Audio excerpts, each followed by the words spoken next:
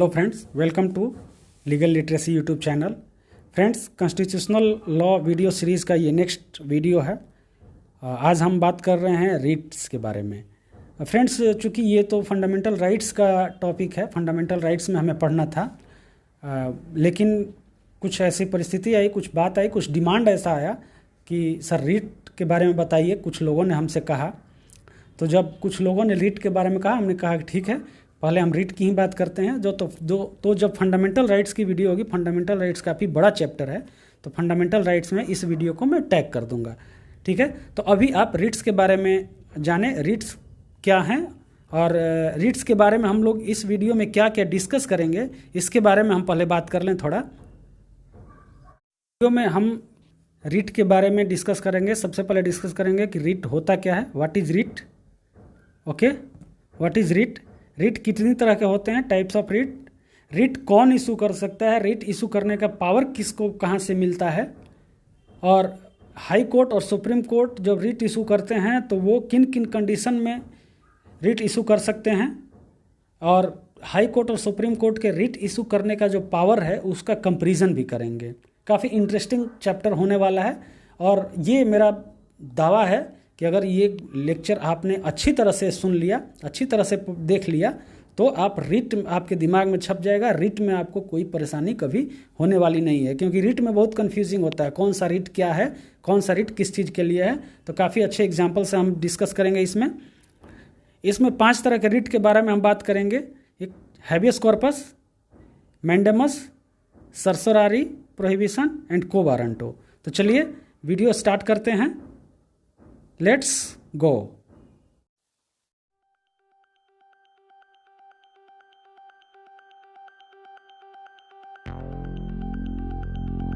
देखते हैं कि रीट क्या होता है। तो रीट, जैसे कि हम देख रहे हैं, रीट का लिटरल मीनिंग क्या होता है। रीट का लिटरल मीनिंग होता है ऑर्डर। ओके, ऑर्डर रीट का मीनिंग होता है। लेकिन चूंकि हम यहाँ बात कर रहे हैं अपने फंडामेंटल राइट्स में रीट की, तो रीट का यहाँ मतलब होता है कि writ is an order of a court to any public office और courts to follow the law. किसी भी लॉ को फॉलो करने के लिए जो हायर कोर्ट है वो अपने लोअर कोर्ट को या फिर किसी पब्लिक ऑफिस को ऑर्डर देता है, तो वो उसको रीट कहते हैं। रीट हमारे देश में कौन कौन से कोर्ट्स इशू कर सकते हैं, तो कोर्ट्स इशू कर सकते हैं supreme court and high courts. Supreme court और हाई कोर्ट, दो ही कोर्ट रीट इशू कर सकते हैं। दरअसल हमारे कॉन्स्टिट्यूशन में पार्लियामेंट को ये पावर है कि और भी कोर्ट्स को ये एम्पावर कर सकता है रीट इशू करने के लिए, लेकिन अभी तक किया नहीं गया है, और हाई कोर्ट और सुप्रीम कोर्ट के पास ही पावर है रीट इशू करने का। तो रीट इशू करने का power high court and supreme court के पास है। तो सुप्रीम कोर्ट को फ्रेंड्स ये पावर मिलता है आर्टिकल 32 से। आर्टिकल 32 में ये पावर दिया गया है सुप्रीम कोर्ट को कि supreme court can issue रीट्स in case of violation of the fundamental rights of any citizen. High courts को ये पावर मिलता है 226 में। कॉन्स्टिट्यूशन ये पावर देता है हाई कोर्ट और सुप्रीम कोर्ट को। नेक्स्ट आगे बढ़ते हैं। कॉन्स्टिट्यूशन ऑफ इंडिया जो है हमारे फंडामेंटल राइट्स को सिक्योर करता है, फंडामेंटल राइट्स को सेफगार्ड करता है, मतलब उसकी रक्षा करता है। उसके लिए हमारे कॉन्स्टिट्यूशन में 4 आर्टिकल्स में ये प्रावधान है। कितने आर्टिकल्स में? 4 आर्टिकल्स में ये प्रावधान है।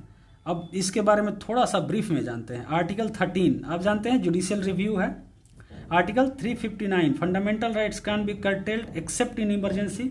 इसमें ये लिखा हुआ है कि फंडामेंटल राइट्स को कर्टेल नहीं कर सकते हैं, रेस्ट्रिक्ट नहीं कर सकते हैं, और उस पर प्रतिबंध नहीं लगा सकते हैं एक्सेप्ट इन इमरजेंसी। इमरजेंसी के अलावा कभी नहीं लगा सकते। इमरजेंसी में सरकार लगा सकती है। उसमें भी बहुत सारी चीज़ें हैं, उसमें भी आगे हम पढ़ेंगे कि कौन कौन से फंडामेंटल राइट्स आपके एब्सोल्यूट हैं, कभी आप उनको कर्टेल नहीं किया जा सकता है।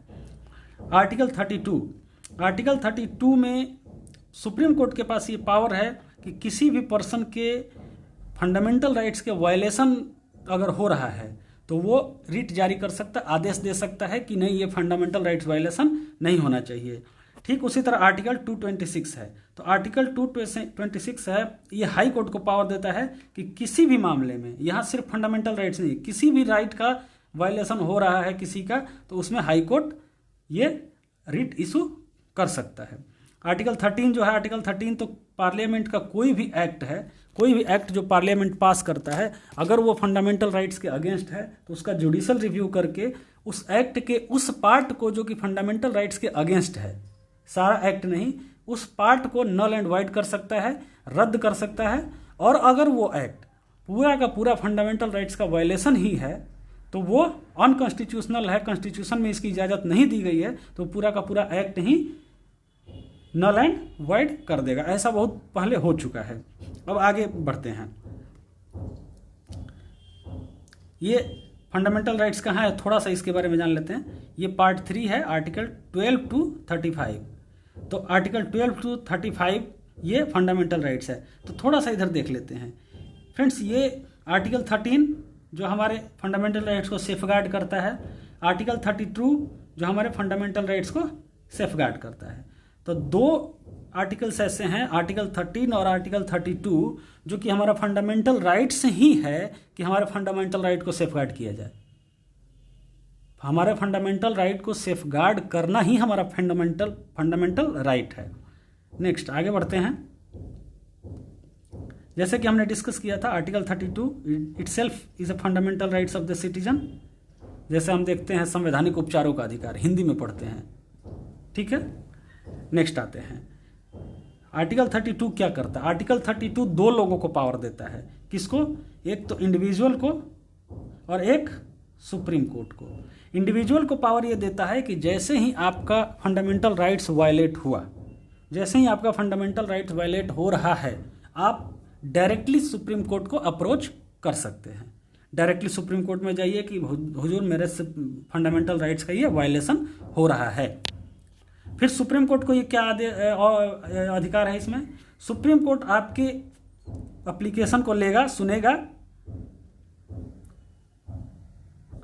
सुनने के बाद 5 तरह का रिट इशू करेगा। अब 5 तरह के कौन कौन से रिट्स हैं हम आगे इसी वीडियो में देखेंगे, ठीक है। तो सुप्रीम कोर्ट, इसीलिए सुप्रीम कोर्ट को protector and guarantor of the fundamental rights भी कहा जाता है। अब ये सवाल भी पूछा जा सकता है, सुप्रीम कोर्ट को guarantor and protector of fundamental rights क्यों कहा जाता है? तो आप ये आंसर दे सकते हैं। अब ये तो हो गया आर्टिकल 32, उन सेक्शंस की बात करेंगे जो पावर देते हैं। अब आते हैं आर्टिकल 226। आर्टिकल 226 भी सेम इसी तरह से एक इंडिविजुअल को और हाई कोर्ट्स को ये पावर देता है, जो सेम पावर जो कि सुप्रीम कोर्ट को है और इंडिविजुअल को आर्टिकल 32 में है, उसी तरह से इंडिविजुअल और हाई कोर्ट को आर्टिकल 226 देता है। तो जब आर्टिकल 226 हाई कोर्ट को ये पावर देता है, तो इसमें जो आर्टिकल 226 में जो रिट जारी करने का पावर हाई कोर्ट को है, वो सुप्रीम कोर्ट से वाइडर है। क्यों? क्योंकि सुप्रीम कोर्ट सिर्फ और सिर्फ फंडामेंटल राइट्स के वायलेशन पे ही रिट इशू कर सकता है, बाकी नहीं कर सकता है। लेकिन हाई कोर्ट किसी भी व्यक्ति के fundamental rights, legal right, constitutional rights, कोई भी राइट हो, उसका वायलेशन अगर हो रहा है तो हाई कोर्ट में आप अप्रोच कर सकते हैं और हाई कोर्ट उसके अगेंस्ट रिट इशू कर सकता है। जैसे हमने ये देखी, power of high courts to issue writs are wider than the supreme court, ठीक है। नेक्स्ट आगे बढ़ते हैं, रिट्स। अब इसमें अब चैप्टर पे आते हैं। अब types of writs of supreme court and high court can issue. Writs के टाइप्स कितने हैं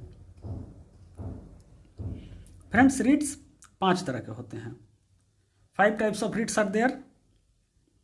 सबसे पहले है writ of habeas corpus. Habeas corpus का लिटरल मीनिंग होता है टू हैव अ बॉडी। आगे इसके बारे में हम देखेंगे कि क्यों ऐसा है। इसका हिंदी नाम होता है बंदी प्रत्यक्षीकरण। Writ of mandamus.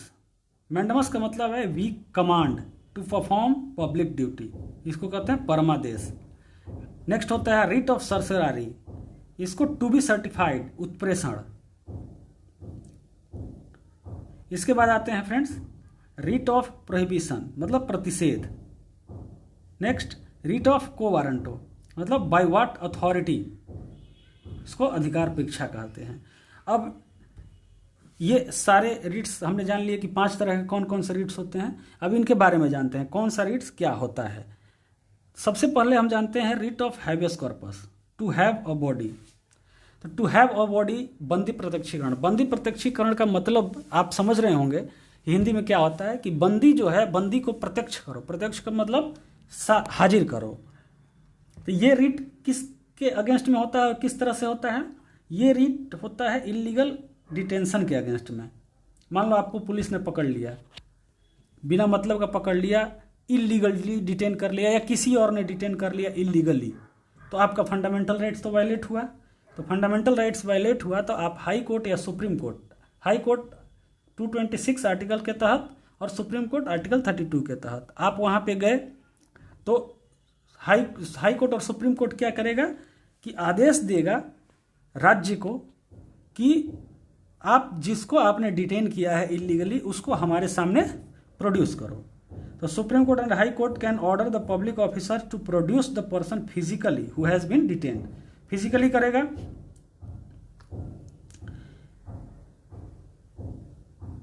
इसके बाद ये इनके अगेंस्ट हो गया। जब पर्सन को प्रोड्यूस कर दिया जाएगा हाई कोर्ट या सुप्रीम कोर्ट के सामने, तो हाई कोर्ट और सुप्रीम कोर्ट क्या करेगा कि उसके कॉज एंड लीगलिटी, कारण और कानूनी तरीका, कारण क्या है डिटेन करने का और कानूनी रूप से सही है या नहीं है, वो डिटेंशन इसको चेक करेगा।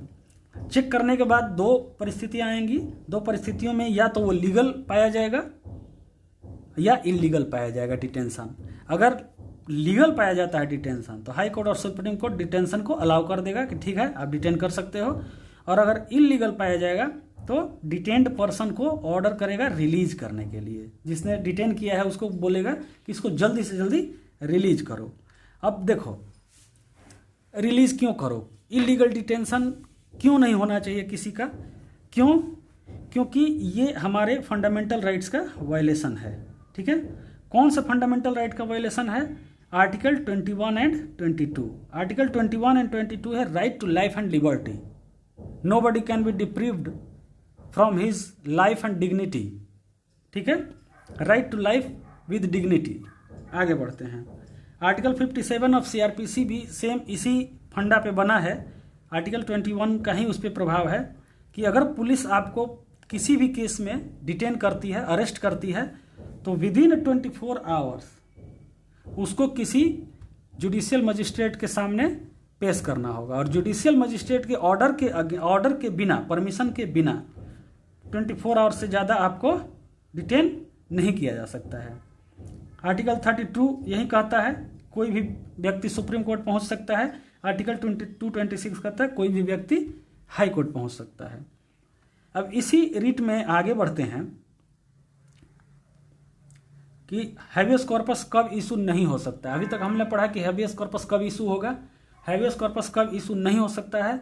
अगर डिटेंशन लॉफुल है, लीगल है। जैसे हमने पहले पढ़ा कि लीगल होगा तो अलाउ कर देगा डिटेंशन कोर्ट, लेकिन अगर लीगल है तो ये हैबियस कॉर्पस का रिट इशू नहीं होगा। अगर कंटेम्प्ट ऑफ कोर्ट का मामला है, उसमें आपको अरेस्ट किया गया है, डिटेन किया गया है, तो वो तो लीगल हो गया, उसमें भी हैबियस कॉर्पस इशू नहीं होगा। कोर्ट के जुरिस्डिक्शन के आउटसाइड में डिटेंशन है आपका, जैसे आपका डिटेंशन कहीं फॉरेन कंट्री में है या फिर हाई कोर्ट के मामले में किसी और स्टेट में है, तो वो रिट इशू ये पर्टिकुलर हाई कोर्ट नहीं कर सकता है। कोर्ट अपने जुरिस्डिक्शन के अंदर ही कर सकता है। Detention is ordered bye a competent court.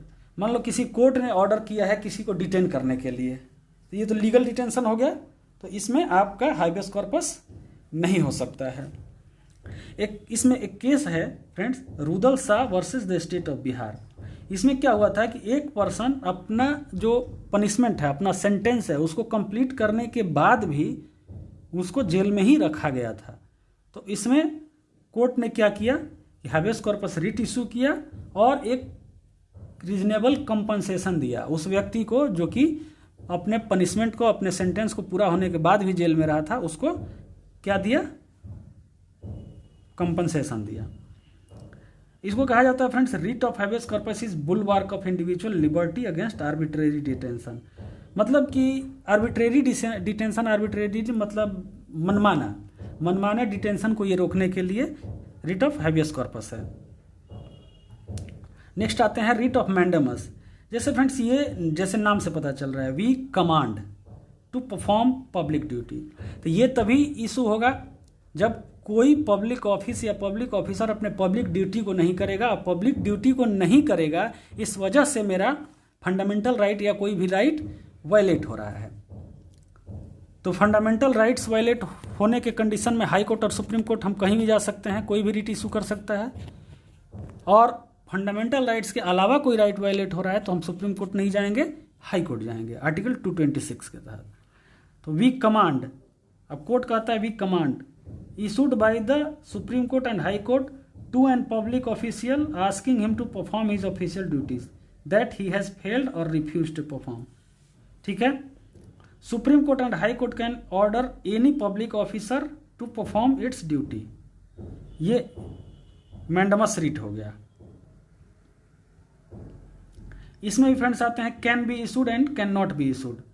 ये भी रिट कब इशू हो सकता है और कब नहीं इशू हो सकता है, किसके अगेंस्ट इशू हो सकता है और किसके अगेंस्ट इशू नहीं हो सकता है। तो writ of mandamus public officials के अगेंस्ट इशू होगा, पब्लिक बॉडी के अगेंस्ट इशू होगा, कॉरपोरेशन के अगेंस्ट इशू होगा, कॉरपोरेशन जो कि पब्लिक हो। इन्फीरियर कोर्ट के अगेंस्ट इशू होगा, जैसे हाई कोर्ट डिस्ट्रिक्ट कोर्ट के अगेंस्ट कर सकता है, सुप्रीम कोर्ट हाई कोर्ट के अगेंस्ट कर सकता है। एक ट्रिब्यूनल के अगेंस्ट इशू होगा, ट्रिब्यूनल जो मतलब क्वासी जुडिशियल बॉडीज जो होती हैं, और गवर्नमेंट के अगेंस्ट इशू होगा। ये 6 जगह हमने देखा है। कैन नॉट बी इशूड, किसके अगेंस्ट इशू नहीं होगा, ये सब चीज़ें आपको याद रखने वाली चीज़ है। प्राइवेट इंडिविजुअल के अगेंस्ट नहीं होगा, किसी ने अपनी ड्यूटी नहीं की, प्राइवेट इंसान है तो उससे नहीं होगा। प्राइवेट बॉडी के अगेंस्ट इशू नहीं होगा।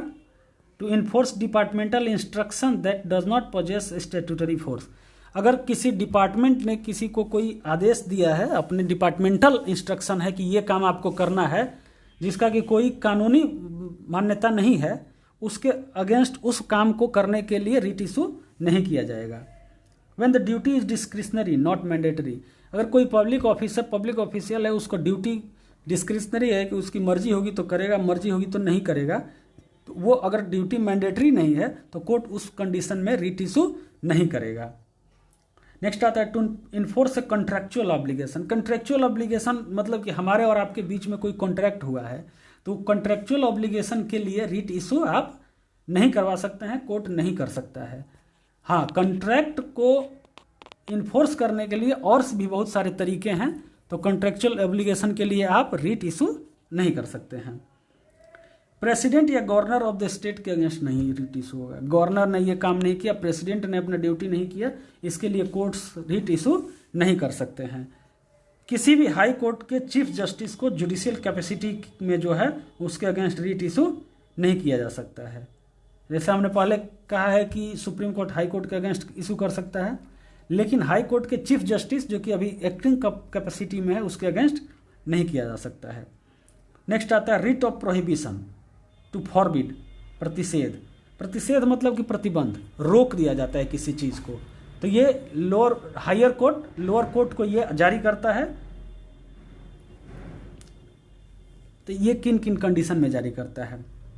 अब to forbid issued by the higher courts to a lower courts और tribunal to prevent their latter from exceeding its jurisdiction और usurping a jurisdiction that it does not possess. मतलब आप अपने jurisdiction से बाहर जाके काम कर रहे हैं, जुरिस्डिक्शन को लांघ रहे हैं, तो हाई कोर्ट अपने डिस्ट्रिक्ट कोर्ट के लिए या फिर सुप्रीम कोर्ट हाई कोर्ट के लिए ये रिट इशू कर सकता है कि जो आप कर रहे हो उसको तुरंत प्रभाव से रोक दो। जैसे मान लो कोई केस होता है, कोई लखनऊ का मामला है या फिर झांसी का मामला है, वो कानपुर के कोर्ट में चलने लगा, तो ये जुरिस्डिक्शन के अगेंस्ट हो गया, उसके जुरिस्डिक्शन के को एक्सीड करना हो गया, तो इस पे तुरंत हाई कोर्ट का रिट भी आ सकता है। अगर आप हाई कोर्ट अप्रोच किए तो रिट आएगा, और रिट आने के बाद हाई कोर्ट का आदेश आएगा कि तुरंत इस प्रक्रिया को आप रोक दो। ठीक उसी तरह से अगर आपका पावर नहीं है, जैसे जुडिशियल मजिस्ट्रेट्स होते हैं या फिर जज होते हैं, उनके पावर्स होते हैं कि किस हद तक वो कर सकते हैं काम, किस हद तक किसी को पनिशमेंट दे सकते हैं, और अपने जुरिस्डिक्शन के, अपने पावर के बियॉन्ड जाके कुछ करते हैं तो उनको, उन पे रिट इशू हो सकता है, उनके काम को तुरंत रोक दिया जाएगा। अब इसमें दोनों में फ्रेंड्स एक चीज़ आप देख रहे हो, मैंडेमस जब हमने पढ़ा है तो मैंडेमस में क्या है कि मैंडेमस एक्टिविटी करने के लिए कहता है, ठीक है, बोलता है कि we command you to perform your duty, और यहां है टू फॉरबिड, तो प्रोहिबिशन क्या है, काम रोकने की बात करता है। तो मैंडेमस डायरेक्ट्स एक्टिविटी, एक्टिविटी करो, अब प्रोहिबिशन डायरेक्ट्स इनएक्टिविटी, एक्टिविटी मत करो। काफ़ी इंपॉर्टेंट चीज़ है ये सब, आगे बढ़ते हैं। ठीक इसी तरह इसमें भी फ्रेंड्स आते हैं, कैन बी इशूड अगेंस्ट और can not be issued against. तो can be issued against judicial and quasi judicial body, can not be issued against. तो मैंडेमस क्या था, एडमिनिस्ट्रेटिव बॉडी के अगेंस्ट भी इशू होता था, लेकिन इसमें एडमिनिस्ट्रेटिव बॉडी के अगेंस्ट ये नहीं इशू होगा, लेजिस्लेटिव बॉडी के अगेंस्ट इशू नहीं होगा, प्राइवेट इंडिविजुअल और प्राइवेट बॉडी के अगेंस्ट इशू नहीं होगा। नेक्स्ट आते हैं writ of certiorari, to be certified.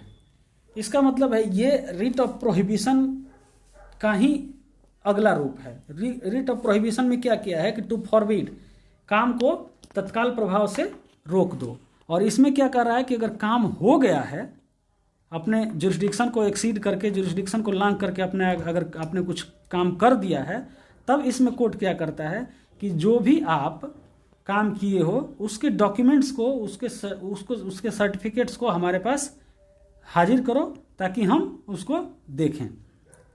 तो टू बी सर्टिफाइड और to be informed, issued by higher courts to lower courts, tribunals, administrative authorities, ये तीनों के अगेंस्ट कर सकता है। किस लिए, either to transfer a case pending with latter to itself, या तो उनका केस जो उनके पास पेंडिंग है उसको खुद अपने पास मंगवाए, या फिर squash the order of the latter in the case. अगर कोई ऑर्डर पास हो गया है, अपने जुरिस्डिक्शन को लांघते हुए कोई ऑर्डर पास हो गया, उसको स्क्वैश करने के लिए, ठीक है। ये कब कब होगा सरसरारी, ये आपने देख लिया। नेक्स्ट आते हैं, अब इसमें भी है कि कैन बी इशूड और can not be issued against. Lower courts के अगेंस्ट इशू हो सकता है, ट्राइब्यूनल के अगेंस्ट इशू हो सकता है, एडमिनिस्ट्रेटिव बॉडीज के अगेंस्ट इशू होता है, क्वासी जुडिशियल बॉडीज के अगेंस्ट इशू हो सकता है, और इसमें भी legislative body and private individual और प्राइवेट बॉडीज के अगेंस्ट इशू नहीं हो सकता है। अब इसका ग्राउंड्स क्या है, किस ग्राउंड्स पे ये इशू हो सकता है, ये हम पहले ही हमने देखा है, लेकिन फिर भी एक बार देख लेते हैं। एक्सेस ऑफ जुरिस्डिक्शन, आपका जुरिस्डिक्शन नहीं है फिर भी आप वो काम किए हैं, वो ऑर्डर पास किए हैं। Lack of jurisdiction, error of law, कानून के खिलाफ कुछ किए हैं, या फिर आपके पास जुरिस्डिक्शन नहीं है तब किए हैं, या फिर एक्सेस जुरिस्डिक्शन आप पास किए हैं, मतलब अपने जुरिस्डिक्शन से बाहर जाके काम किए हैं। इसमें भी देखते हैं friends, prohibition is preventive, certiorari is preventive and curative. Prohibition क्या है कि प्रिवेंटिव है, काम करने से, ऑर्डर करने से रोक दो। सरसरारी भी दोनों है, सरसरारी में पहले भी रोक दिया जा सकता है और हो गया उसके बाद भी क्यूर किया जाता है, उसको रोका जा सकता, मतलब उसको क्वेश किया जा सकता है। पहले क्या था कि previously the writ of certiorari could be issued only against judicial and quasi judicial bodies, administrative bodies के अगेंस्ट इशू नहीं हो सकता था। लेकिन 1991 में सुप्रीम कोर्ट ने रूल किया, सुप्रीम कोर्ट का एक ऑर्डर आया जिसमें कि रिट ऑफ सरसरारी किसी भी एडमिनिस्ट्रेटिव अथॉरिटीज के अगेंस्ट भी इशू किया जा सकता है अगर वो किसी इंडिविजुअल के राइट्स को अफेक्ट करता है। नेक्स्ट आते हैं, रिट ऑफ को वारंटो, इसका मतलब है बाय व्हाट अथॉरिटी, अधिकार परीक्षा। बाय व्हाट अथॉरिटी का मतलब कि किस अथॉरिटी से, किस अधिकार से। आगे बढ़ते हैं, इसमें कोर्ट इशू करता है ये कि बाय व्हाट अथॉरिटी और warrant issued by court to inquire into the legality of claim of a person to a public office.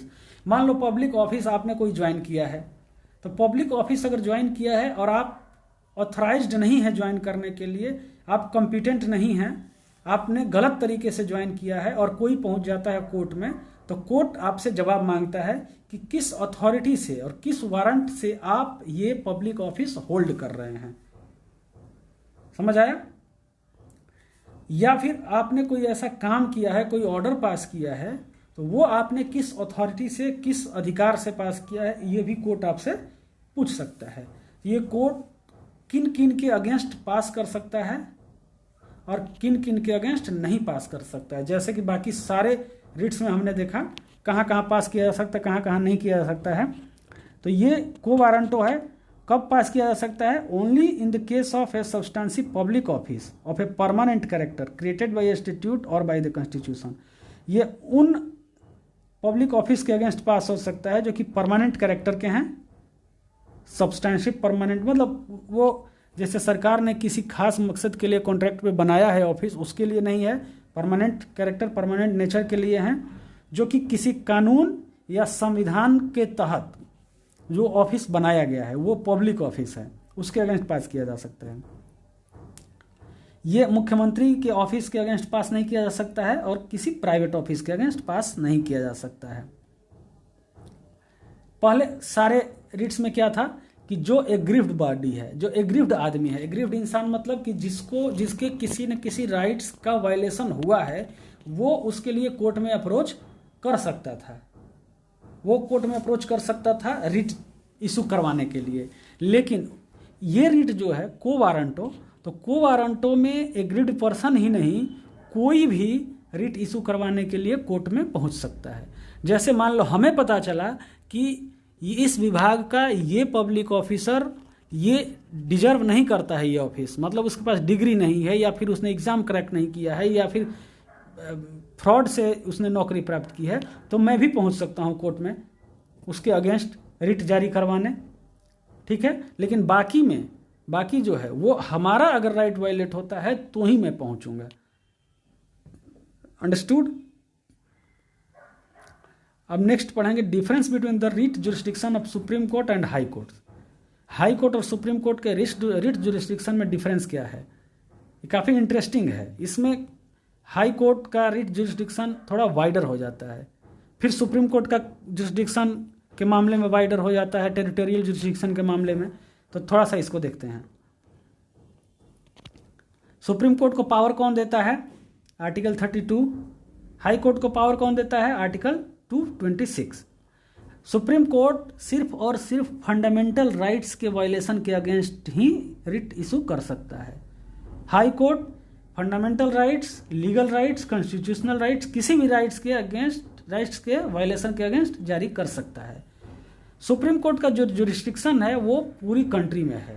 High court का जुरिस्डिक्शन जो है वो सिर्फ अपने टेरिटोरियल जुरिस्डिक्शन में है, और अपने टेरिटोरियल जुरिस्डिक्शन से बाहर वो रिट जारी तब कर सकता है जब cause of action has been arises within the territorial jurisdiction of the concerned high court. जैसे मान लो बिहार में कोई घटना हुआ और बिहार के घटना के वो हुआ है, उसके बाद किसी और जगह पे, मतलब उस घटना से रिलेटेड ही फैक्ट है और किसी और जगह पे भी टेरिटोरियल जुरिस्डिक्शन के बाहर भी कुछ ऐसा राइट्स वायलेशन होता है, तो हाई कोर्ट वहाँ के लिए जारी रिट कर सकता है। लेकिन सारा मामला अगर यूपी का है, सब कुछ एमपी का है, तो बिहार का हाई कोर्ट जारी नहीं कर सकता है। नेक्स्ट है कि आर्टिकल 32 जो है अपने आप में एक फंडामेंटल राइट्स है।